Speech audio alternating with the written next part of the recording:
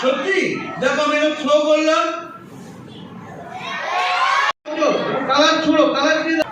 এ কি ঝুঁকি, তুই এখানে?